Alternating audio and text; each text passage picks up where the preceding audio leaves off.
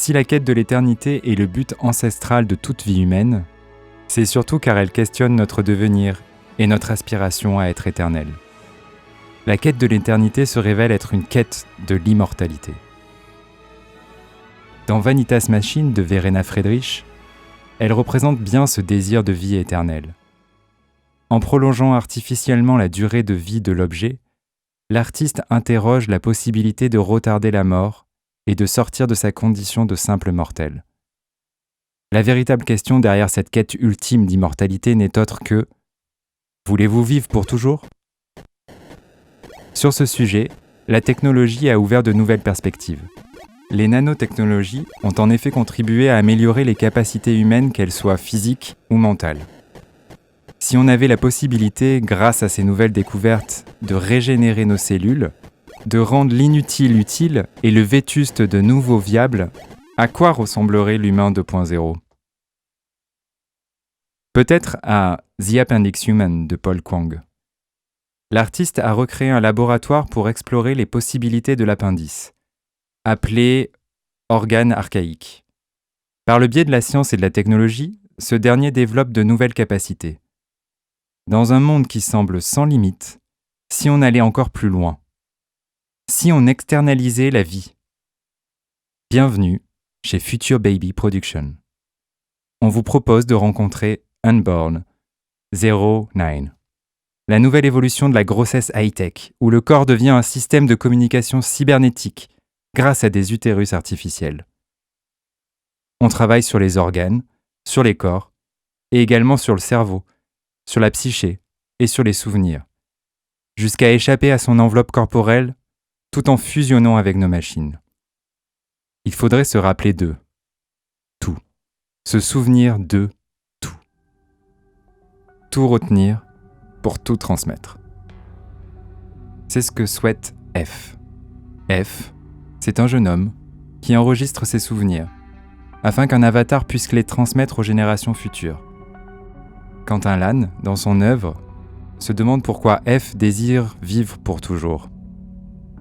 N'ayant pu lui poser la question, il substitue la présence de F par celle d'une emoji et dresse son portrait à partir d'indices récoltés sur Internet. Tout doit perdurer, même si le corps n'y résiste pas, c'est l'aboutissement suprême du transhumanisme.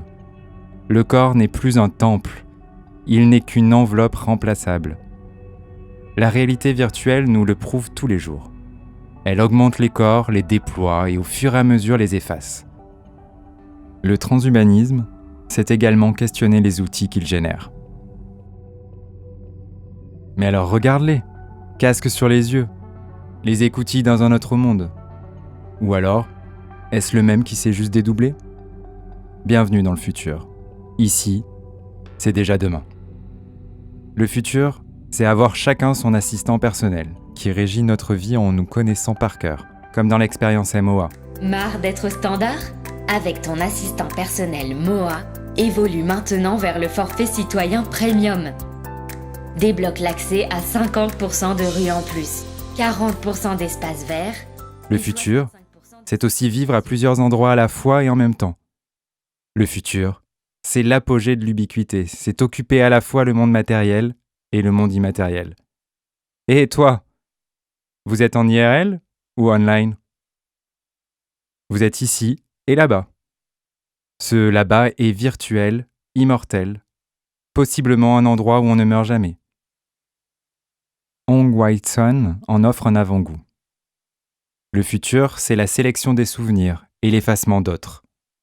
Vous voulez revivre inlassablement votre premier baiser, votre première victoire, votre dernier amour ? Alors cliquez et sélectionnez. Qu'est-ce que vous choisirez de vous rappeler si vous pénétrez dans la réalité virtuelle d'After Image for Tomorrow de Singing Chain, pour, au moment de mourir, vous repasser éternellement 3 souvenirs. Aussi, possiblement, dans le futur, les mondes des vivants et celui des morts sont encore plus poreux, ou en tout cas, on a l'illusion qu'ils le sont. On les a virtualisés pour leur donner une forme tangible, autre que celles qui naissent dans nos esprits. Comme dans Seven Life, où l'on ouvre la porte du monde des esprits et des rêves, et où la technologie permet l'intermonde entre le monde des vivants et celui des morts.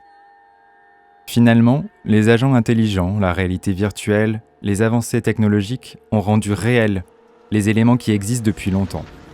Depuis la nuit des temps, on traque les fantômes, on cherche à connaître l'après pour accéder à l'éternel. Il suffit d'observer Haunted Telegraph de Véronique Bélan.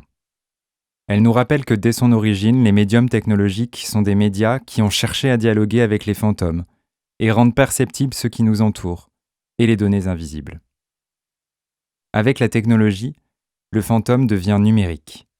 Et au-delà de rendre visible, il peut flouter davantage encore la réalité. Dans Grave de Thierry Fournier, on oscille entre l'idéologie transhumaniste et la mort zombie, face à une pierre tombale en bug perpétuel, face à laquelle on ne sait plus très bien si on a atteint l'immortalité ou l'errance des âmes. Ces fantômes numériques peuvent aussi venir enrayer les mécanismes, repositionner l'humain dans sa condition d'interdépendance. Parce que si les fantômes sont autant sollicités depuis des siècles et des siècles, c'est parce qu'on craint l'autonomie et l'impact de l'invisible. Alors, imaginez si le glitch était en réalité le révélateur de fantômes numériques. Une œuvre comme How To d'Elisabeth Caravella prendrait une toute autre dimension. En effet, de prime abord, on se trouve devant un tutoriel cinématographique dans lequel sa créatrice nous apprend à réaliser un texte en 3D. Mais très vite, son exercice se complique. Le logiciel devient incontrôlable. Elle découvre alors qu'elle n'est plus seule. De quoi laisser ouvert le champ du possible et se rassurer. Car ici, c'est encore maintenant, et jusqu'ici, tout va bien. Au début de notre ère technologique, à l'époque du règne de la cybernétique, l'homme a enclenché inconsciemment une course contre la montre, avec son principal collaborateur, son partenaire de jeu le plus évident finalement, le vivant. Comme une transposition du rêve ancien d'éternité, on a cherché un endroit où personne ne meurt jamais. On a rêvé d'hommes-machines et de conquêtes spatiales. On s'est senti invincible, doté de super-pouvoirs. On a souvent agi en oubliant de questionner nos actions, parce que la course au progrès n'est pas le temps de la réflexion. Parce qu'il faut aller toujours plus vite et toujours plus loin. On a oublié que le mouvement dépend de l'être, du vivant, que le premier mouvement c'est celui de la Terre qui ne s'arrête jamais de tourner. On s'est possiblement égaré, remplaçant le rythme humain par celui des machines, du tout technologique. On est rentré dans l'ère du tout contrôle, tout anticipable, et on a cru par ce biais créer ce qui n'est véritablement qu'un subterfuge d'éternité. Après avoir cherché un endroit où l'on ne meurt jamais, après avoir cru le trouver, on se rend compte que cette quête, en plus d'être vaine, n'apporte pas la sérénité escomptée. On a rompu le lien avec le vivant, on a fait fi de nos interconnexions naturelles. Aujourd'hui, dans un monde à l'arrêt où on se prend de face une réalité ancienne, l'homme est faillible, éternellement faillible. On meurt tous un jour, on doit tous mourir un jour. On n'a jamais contrôlé le vivant. On a tenté de le conquérir, un virus a remis les compteurs à zéro. On prend conscience qu'il est possible de mettre la course au progrès sur pause. On apprend à questionner l'éternité avant de la vouloir à tout prix. L'éternité dans un monde en ruine n'est le rêve de personne. Alors que dire après l'éternité ? Quand tout est terminé, c'est l'endroit de tous les possibles. C'est la perspective de nouveaux imaginaires. Quand tout semble en ruine, c'est le moment où on replante. Quand tout est à l'arrêt, on questionne. Et quand un monde finit irrémédiablement, un autre renaît. C'est peut-être là, la doxa éternelle, la fin et le commencement d'autre chose. 2020 a mis en lumière les soubresauts de ce monde d'après. On peut espérer, au regard des dernières générations, que celles à venir questionneront davantage le vivant, le futur, le vivre ensemble et peut-être le vivre bien. Alors pourquoi attendre ? 2020, c'est possiblement le début du temps des utopies concrètes. Et par là, de nouveaux rêves pour de nouvelles et plus réelles réalités.